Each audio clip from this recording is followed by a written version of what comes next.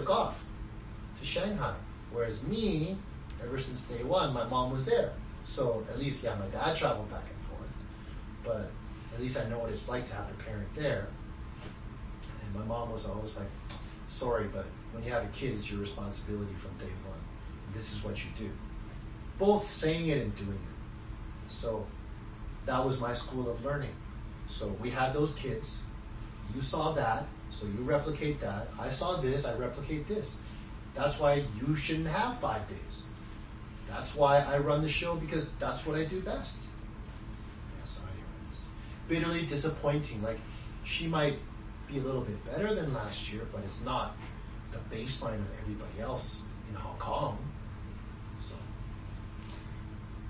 I suspect. At least we have some little game. We have lots of games. Yeah. I'm happy. Probably. I'm like, oh, you're running like almost the same schedule.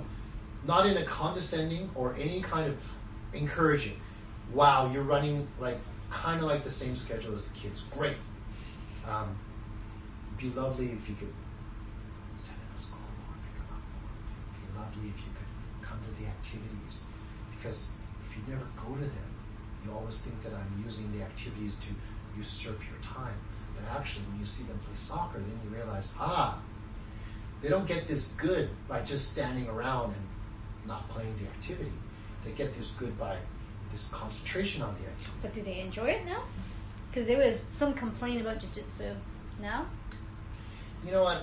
I just worked with the coaches to do less classes and more $1,000 PTs, individual stuff.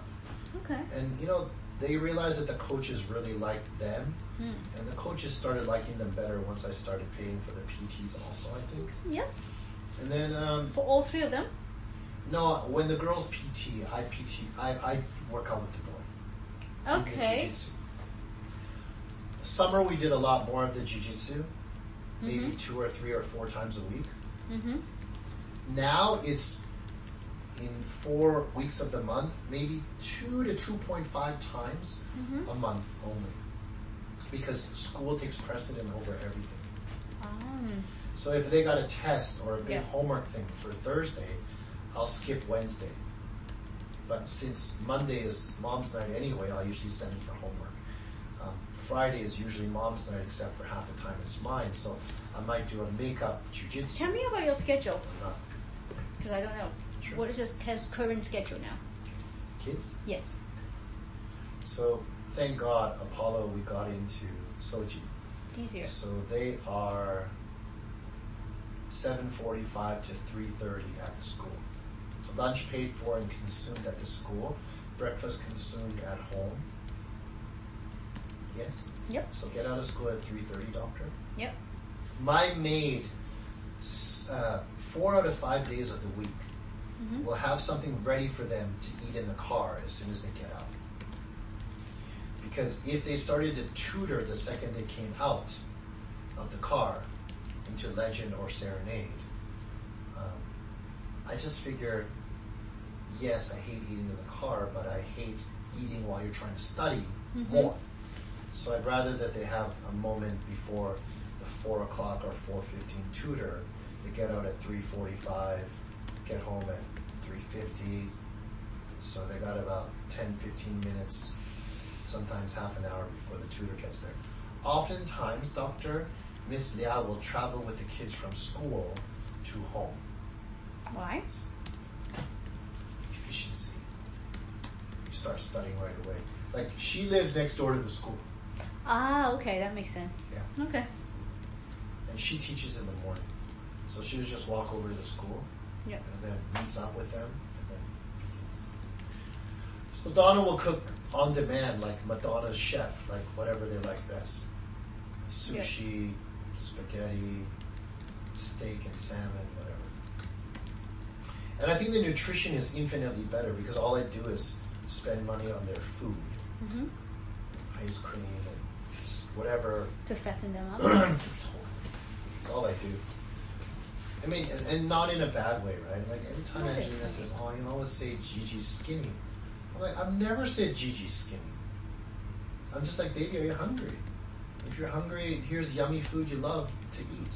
Because what I learned from my own sister who hated eating until 11 and we figured out she likes Japanese food, is just, man, I tried so hard to feed my sister and she was always really skinny.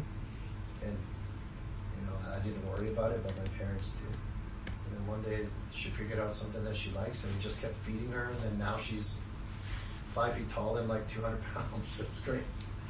So I got athletes that are powerful, and so I just don't want them to slightly be withered away from school long hours. I can't see, they never have enough time for a proper breakfast. They're only eating half. I don't see what they're eating at school. So I got 2 chances, the snack after school and the dinner, to get them right so that they can go to sleep on a full stomach, and then, you know, there's some carryover in terms of calorie intake for the next day. I mean, I cheat that part so hard. I remember. I mean, look, if, you know, there's these string of numbers on the top of my board. You know, Gigi, Apollo, and I'm so happy Athena's at like 82, 83 pounds. Like, she's got a nice little tummy on her now, perfect. And then Apollo's like at 60 pounds now, perfect. Wow. And Gigi's kind of like at 67 on a bad day, 68, 69, almost 70. So they're all at the right weight, except Gigi's like got really wiry, strong legs. So I'm just like, babe, I only ask you what you want to eat. Have I ever said you're skinny? I think you're not skinny. I think you're in great shape. But, you know, when girls try to push you in soccer or you're hungry at school, I just don't want that to happen. So I just want you to be well fed at every opportunity. But if you eat slow, or you have a bite at breakfast and you wander around and you read a book or play Lego, I mean, I don't find that is the right way. Just like when you're with me and Grandma in Vancouver and you just sit at that table with Grandma and she sits with you and you can't get up until you're finished, like, I think that's the right way to go.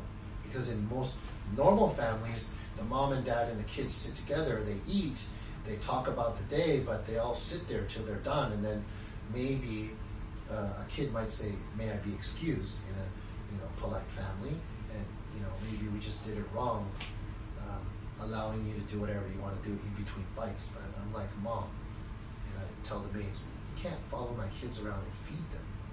They're 6 and they're 8. And they just open their mouth and you stick the food. Like, are you kidding me? And what happens one day if we're ever, for God's sakes, in North America or the kids in school and there's no one, like, I love you, Auntie, you're great, but you can't, how does that help them? So we've got to get past that. And the stuff that I ask for is super basic. It's not being an ogre or, you know, overbearing. It's just, sometimes it's frustrating if, you know, like I had a little yell at the kids on the way to soccer, and we were picking up Mom because she was going for the first time. And I remember Gigi had some tears in her eyes, and basically I was driving the car. I was like, you guys have no idea. We had 45 minutes to eat some breakfast, and yet here we are eating in the car. You know, all I want is you to have some energy before you play soccer for an hour and a half. But I also wish you could have eaten faster so you had time to digest your food. Yeah. Kids for you. The next few years are going to be difficult. Preteen. Look, at the end of the day, I just think things have improved so much from a year ago, a year and a half ago. Their own emotional volatility, their own fear. Now they just walk back and forth. They're like, Dad, you don't have to drive us back. We'll walk over with our school bag.